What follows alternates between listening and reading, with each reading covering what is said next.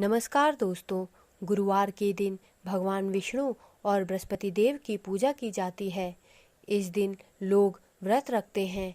कहा जाता है कि इस दिन व्रत रखने से बृहस्पति ग्रह मजबूत होता है। इस व्रत में कई नियमों को भी माना जाता है। कहा जाता है कि इस दिन व्रत रखें तो पहले व्रत का संकल्प कर लें।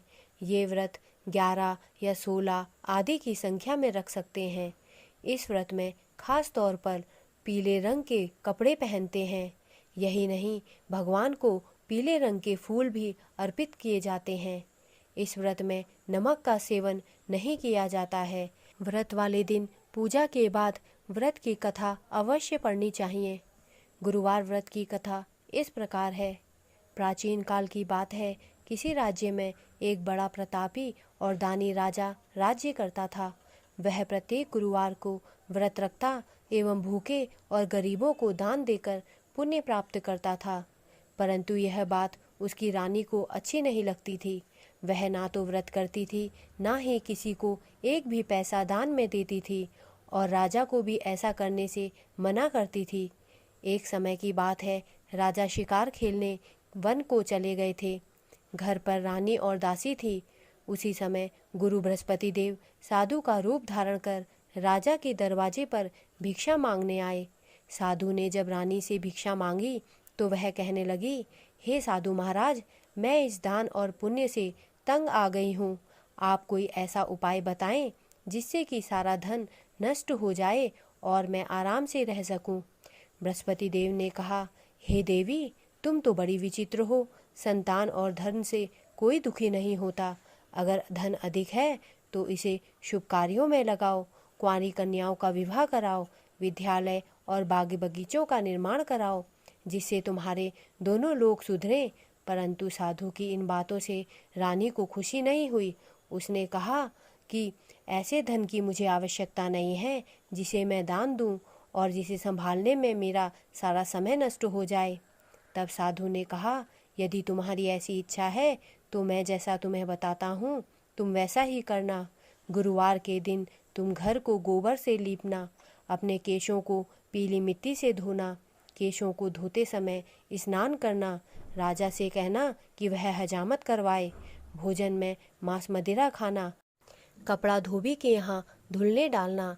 इस प्रकार 7 बृहस्पतिवार करने से तुम्हारा समस्त धन नष्ट हो जाएगा। इतना कहकर साधु रूपी बृहस्पति देव अंतर्ध्यान हो गए। साधु के अनुसार कई बातों को पूरा करते हुए रानी को केवल 3 बृहस्पतिवार ही बीते थे कि उसकी समस्त धन संपत्ति नष्ट हो गई। भोजन के लिए राजा का परिवार तरसने लगा। तब एक दिन राजा ने रानी से बोला कि हे रानी, तुम यहीं रहो, मैं दूसरे देश को जाता हूँ, क्योंकि यहाँ पर सभी लोग मुझे जानते हैं, इसलिए मैं कोई छोटा कार्य भी नहीं कर सकता हूँ। ऐसा कहकर राजा परदेश चला गया। वहाँ वह जंगल से लकड़ी काट कर लाता और शहर में बेचता। इस तरह वह अपना जीवन व्यतीत करने लगा। इधर राजा के परदेश जाते ही रानी और दासी दुखी रहने लगी। एक बार जब रानी और दासी को 7 दिन तक बिना भोजन के रहना पड़ा तो रानी ने अपनी दासी से कहा, हे दासी, पास ही के नगर में मेरी बहन रहती है, वह बड़ी धनवान है, तू उसके पास जा और कुछ ले आ ताकि थोड़ा बहुत गुजर बसर हो जाए।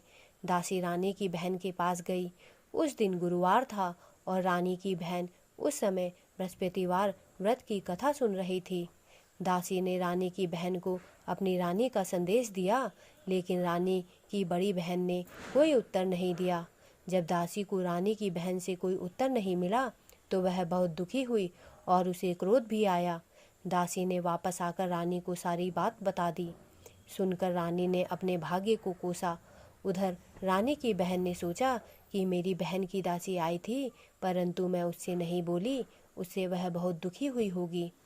कथा सुनकर और पूजन समाप्त करके वह अपनी बहन के घर आई और कहने लगी, हे बहन, मैं बृहस्पतिवार का व्रत कर रही थी, तुम्हारी दासी आई, परंतु जब तक कथा होती है तब तक ना उठते हैं और ना ही बोलते हैं, इसलिए मैं नहीं बोली। कहो दासी, क्यों गई थी? रानी बोली, बहन, तुमसे क्या छुपाऊं? हमारे घर में खाने तक को अनाज नहीं था। ऐसा कहते कहते रानी की आंखें भर आई। उसने दासी समेत पिछले 7 दिनों से भूखे रहने तक की बात अपनी बहन को विस्तार पूर्वक सुना दी। रानी की बहन बोली, देखो बहन, भगवान बृहस्पति देव सबकी मनोकामना को पूर्ण करते हैं। देखो, शायद तुम्हारे घर में भी अनाज रखा हो। पहले तो रानी को विश्वास नहीं हुआ, पर बहन के आग्रह करने पर उसने अपनी दासी को अंदर भेजा तो उसे सचमुच अनाज से भरा एक घड़ा मिल गया। यह देखकर दासी को बड़ी हैरानी हुई। दासी रानी से कहने लगी, हे रानी, जब हमको भोजन नहीं मिलता तो हम व्रत ही तो करते हैं, इसलिए क्यों न इनसे व्रत और कथा की विधि पूछ ली जाए ताकि हम भी व्रत कर सकें।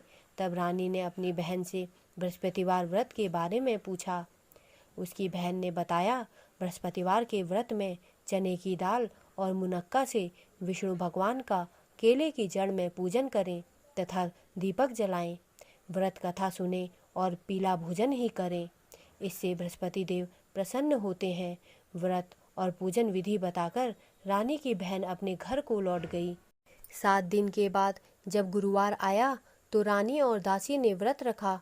घुड़साल में जाकर चना और गुड़ लेकर आईं, फिर उससे केले की जड़ तथा विष्णु भगवान का पूजन किया। अब पीला भोजन कहाँ से आए, इस बात को लेकर दोनों बहुत दुखी थे। क्योंकि उन्होंने व्रत रखा था, इसलिए बृहस्पति देव उनसे प्रसन्न थे। इसलिए वे एक साधारण व्यक्ति का रूप धारण कर 2 थालों में सुंदर पीला भोजन दासी को दे गए। भोजन पाकर दासी प्रसन्न हुई और फिर रानी के साथ मिलकर भोजन ग्रहण किया। उसके बाद वे सभी गुरुवार को व्रत और पूजन करने लगी। बृहस्पति भगवान की कृपा से उनके पास फिर से धन संपत्ति आ गई, परंतु रानी फिर से पहले की तरह आलस्य करने लगी। तब दासी बोली, देखो रानी, तुम पहले भी इस प्रकार आलस्य करती थी। तुम्हें धन रखने में कष्ट होता था, इस कारण सभी धन नष्ट हो गया, और अब जब भगवान बृहस्पति की कृपा से धन मिला है तो तुम्हें फिर से आलस्य हो रहा है। रानी को समझाते हुए दासी कहती है कि बड़ी मुसीबतों के बाद हमने यह धन पाया है, इसलिए हमें दान पुण्य करना चाहिए, भूखे मनुष्यों को भोजन कराना चाहिए और धन को शुभ कार्यों में खर्च करना चाहिए, जिससे तुम्हारे कुल का यश बढ़ेगा, स्वर्ग की प्राप्ति होगी और पितृ प्रसन्न होंगे। दासी की बात मानकर रानी अपना धन शुभ कार्यों में खर्च करने लगी, जिससे पूरे नगर में उसका यश फैलने लगा। एक दिन रानी और दासी आपस में विचार करने लगी कि ना जाने राजा किस दशा में होंगे, उनकी कोई खोज खबर भी नहीं है। उन्होंने श्रद्धापूर्वक गुरु भगवान से प्रार्थना की कि राजा जहाँ कहीं भी हों शीघ्र वापस आ जाएं। उधर राजा परदेश में बहुत दुखी रहने लगा। वह प्रतिदिन जंगल से लकड़ी बीन कर लाता और उसे शहर में बेचकर अपने दुखी जीवन को बड़ी कठिनता से व्यतीत करता। एक दिन दुखी हो अपनी पुरानी बातों को याद करके वह रोने लगा और उदास हो गया। उसी समय राजा के पास बृहस्पति देव साधु के वेश में आकर बोले, हे लकड़हारे, तुम इस सुनसान जंगल में किस चिंता में बैठे हो, मुझे बतलाओ। यह सुन राजा के नेत्रों में जल भर आया। साधु की वंदना कर राजा ने अपनी संपूर्ण कहानी सुना दी। महात्मा दयालु होते हैं। वे राजा से बोले, हे राजा, तुम्हारी पत्नी ने बृहस्पति देव के प्रति अपराध किया था, जिसके कारण तुम्हारी यह दशा हुई है। अब तुम किसी प्रकार की चिंता मत करो, भगवान तुम्हें पहले से भी अधिक धन देंगे।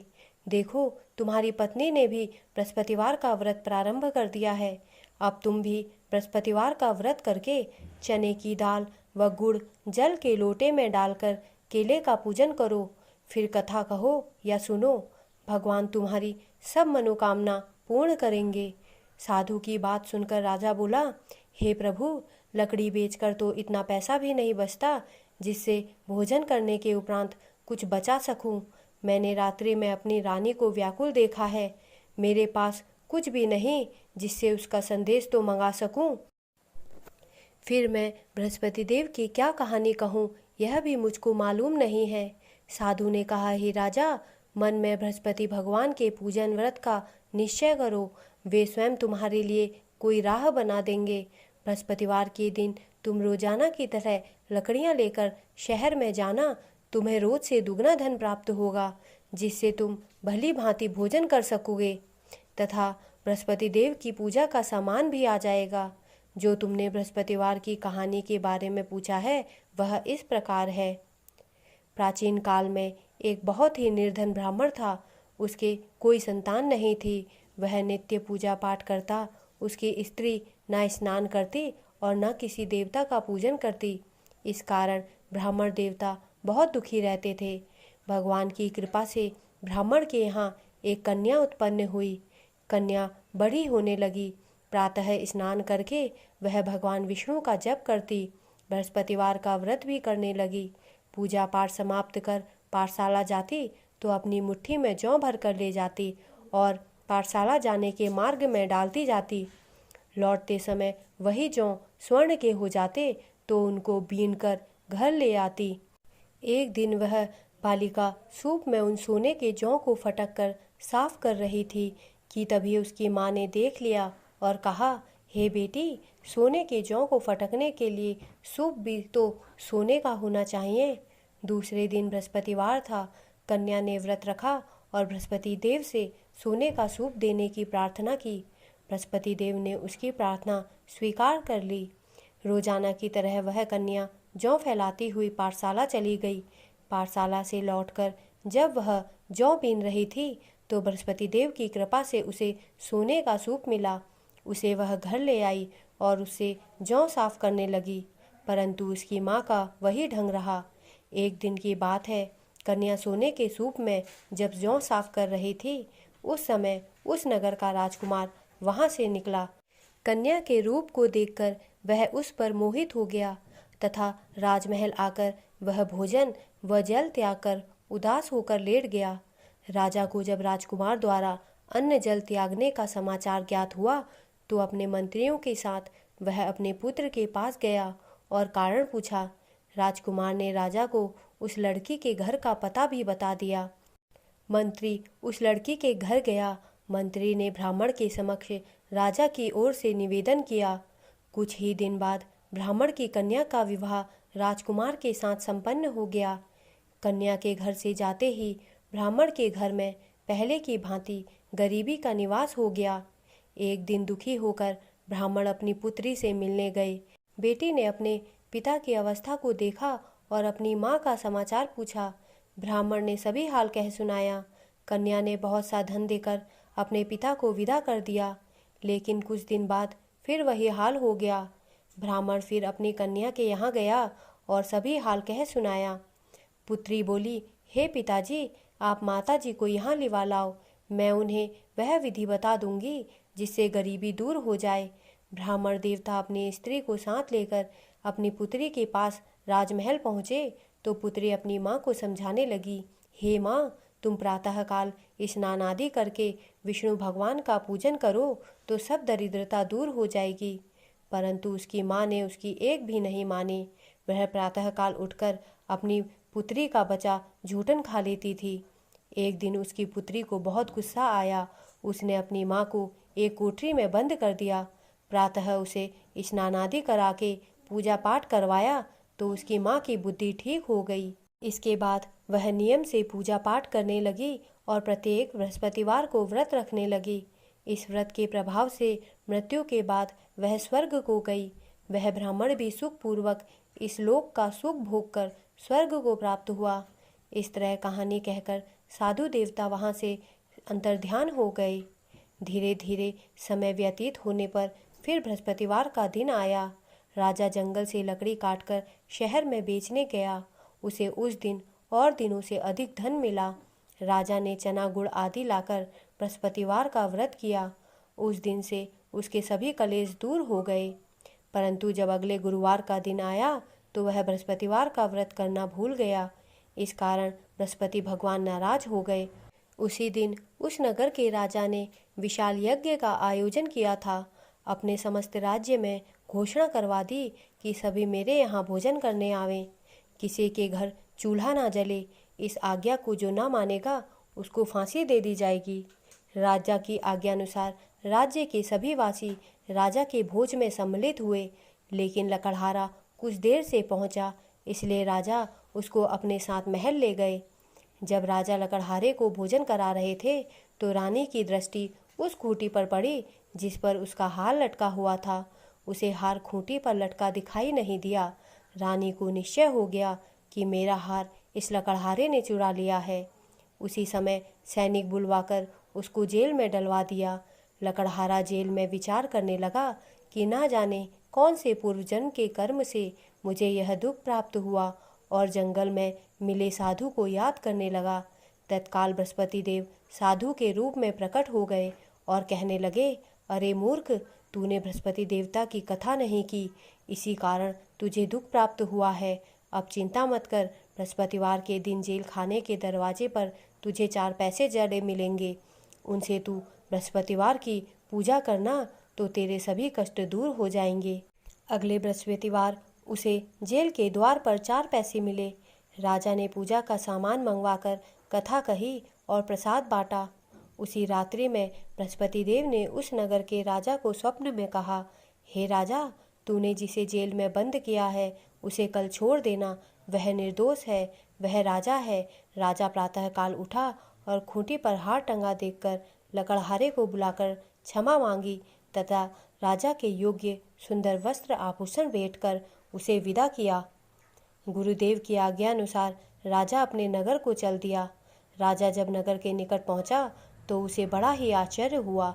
नगर में पहले से अधिक बाग, तालाब और कुएं तथा बहुत सी धर्मशालाएं, मंदिर आदि बने हुए थे। राजा ने पूछा कि यह किसका बाग और धर्मशाला है। तब नगर के सब लोग कहने लगे कि यह सब रानी और दासी द्वारा बनवाए गए हैं। राजा को आश्चर्य हुआ और क्रोध भी आया कि उसकी अनुपस्थिति में रानी के पास धन कहाँ से आया होगा। जब रानी ने यह खबर सुनी कि राजा आ रहे हैं तो उसने अपनी दासी से कहा, हे दासी, देख, राजा हमको कितनी बुरी हालत में छोड़ गए थे। वह हमारी ऐसी हालत देखकर लौट ना जाएं, इसलिए तू दरवाजे पर खड़ी हो जा। रानी की आज्ञानुसार दासी दरवाजे पर खड़ी हो गई और जब राजा आए तो उन्हें अपने साथ महल में लिवा लाई। तब राजा ने क्रोध करके अपनी तलवार निकाली और पूछने लगा, बताओ, यह धन तुम्हें कैसे प्राप्त हुआ है। तब रानी ने सारी कथा कह सुनाई।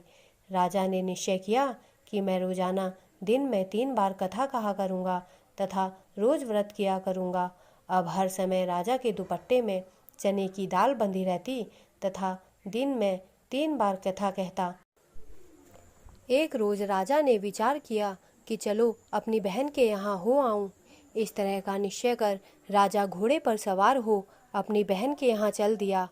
मार्ग में उसने देखा कि कुछ आदमी एक मुर्दे को लिए जा रहे हैं। उन्हें रोककर राजा कहने लगा, अरे भाइयों, मेरी बृहस्पतिवार की कथा सुन लो। वे बोले, लो, हमारा तो आदमी मर गया है, इसको अपनी कथा की पड़ी है।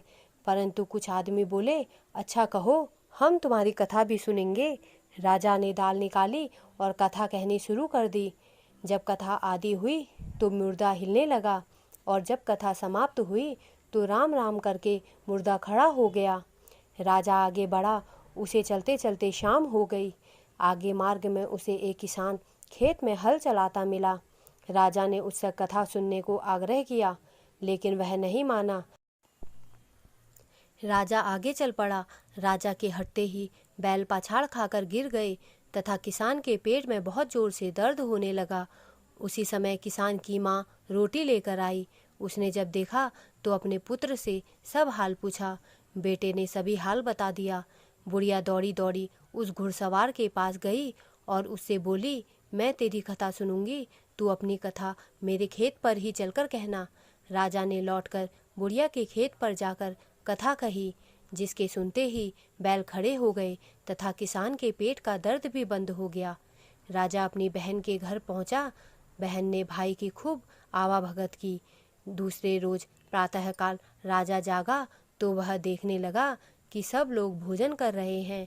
राजा ने अपनी बहन से जब पूछा, ऐसा कोई मनुष्य है जिसने भोजन नहीं किया हो, जो मेरी बृहस्पतिवार की कथा सुन ले। बहन बोली, हे भैया, यह देश ऐसा ही है। पहले यहाँ के लोग भोजन करते हैं, बाद में अन्य कार्य करते हैं, फिर वह एक कुम्हार के घर गई जिसका लड़का बीमार था।